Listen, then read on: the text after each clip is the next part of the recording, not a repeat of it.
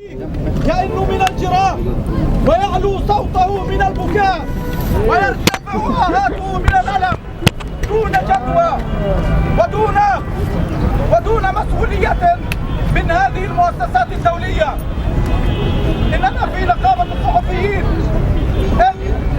نوجه اللوم والمسؤولية إلى الصليب الأحمر الدولي في الأراضي الفلسطينية وإلى الأمم المتحدة هنا في الأراضي الفلسطينية التي وجدت أولا للدفاع عن القوانين المتعلقة بحقوق الإنسان المنبثقة عن المعاهدات الدولية.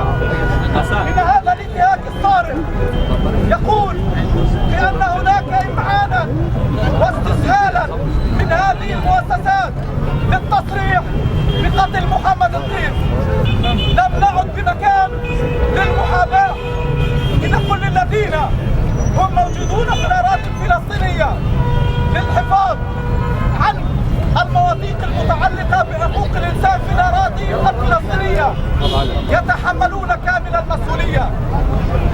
وإن المسؤولية أيضا لا يمكن أن تختزل في المؤسسات الدولية وحدها، بل إن هناك تقصير واضح من الصحفيين أولا ومن مؤسسات المجتمع المدني ومن منظمات حقوق الإنسان في الأراضي الفلسطينية. لم يعد هناك ما يخفى على الناس أمام هذا التقصير، وإننا نوجه رسالة تحذير إلى كل الذين هم يبتهلون بأنهم عن الدفاع عن حقوق الإنسان أن صمتكم سيكون ناقوسا للمواجهة بيننا وبينكم. وإن هذا التقصير المدان من كل الناس ومن كل الفصائل له نقطة تحول خطيرة في جعل قضية الأسرى قضية استثنائية. إننا أمام هذا الوجع الأليم وهذا المصاب الخطير في سبيل محمد القيق نقول إن نقابة الصحفيين الفلسطينيين وصحفيي فلسطين بشكل عام من رفح حتى جنين لن يقفوا ولن يكونوا في منع عن تحمل أي من المسؤولية، ولن يكونوا ستارا لكل متواطئ في مثل هذه القضايا الوطنية. وإننا في هذه الفعالية نعلن بأننا نقابة الصحفيين سنضع المسؤولين أمام مسؤولياتهم والمؤسسات أمام مسؤولياتهم والمنظمات أمام مسؤولياتهم.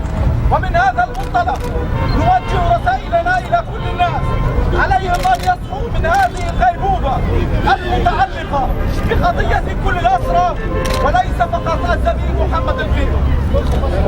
احنا اليوم جايين نحكي انه احنا كلنا كصحفيين مع محمد القيق كأسير في اضرابه اليوم عن الطعام واللي اصبح في حالة كتير خطرة، ومع كل الأسرى في السجون الإسرائيليين.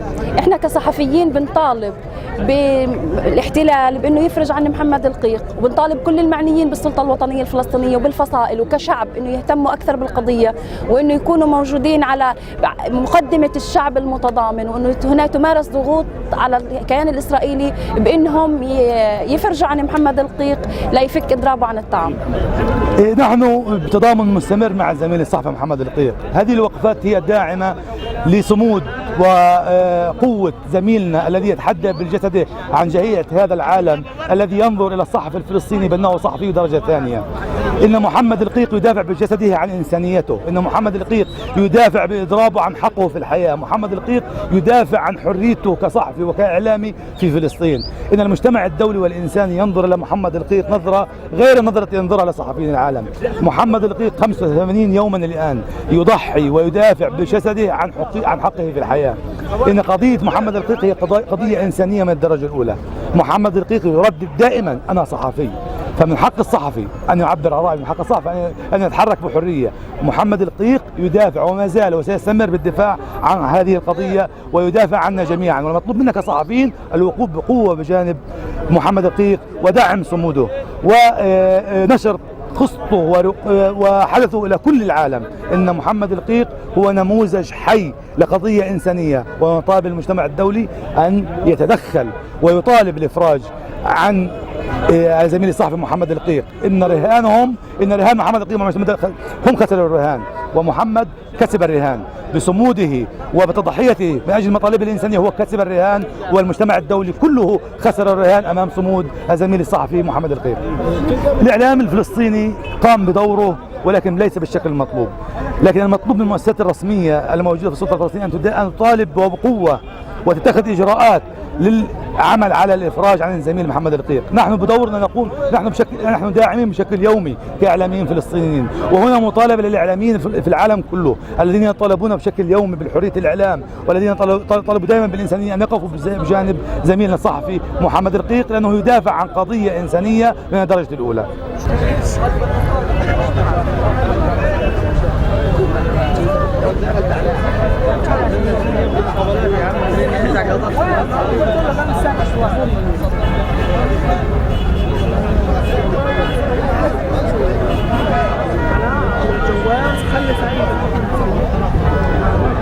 يعني رسالتنا اليوم هي رسالة تضامن ورسالة تأييد في هذا الإضراب.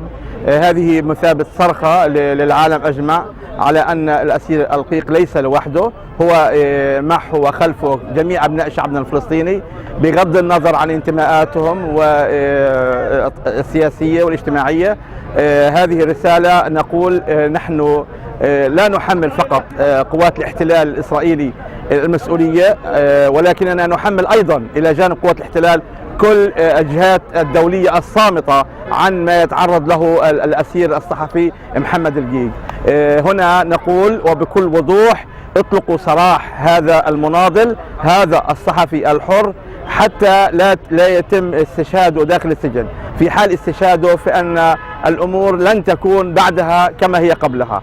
هذه دعوة للجميع من أجل تضامن مع الأسير القيق وعدم تركه يصارع الموت حاليا داخل سجون الاحتلال. تعامل الإعلام مع قضية محمد القيق يعني هو تعامل بالحد الأدنى مقبول، ولكنه ليس المطلوب.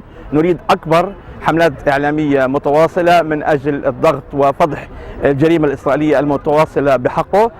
نحن نريد من جميع الوسائل الإعلامية سواء كانت المكتوبة أو المرئية أو المسموعة أن تبذل جهدا أكبر حتى يتم تحرير الأسير محمد القيق الذي هو بصموده ونضاله يعري جميع مؤسسات المجتمع الدولي الصامتة والتي لم تحرك حتى الآن ساكنا من أجل إطلاق سراحه.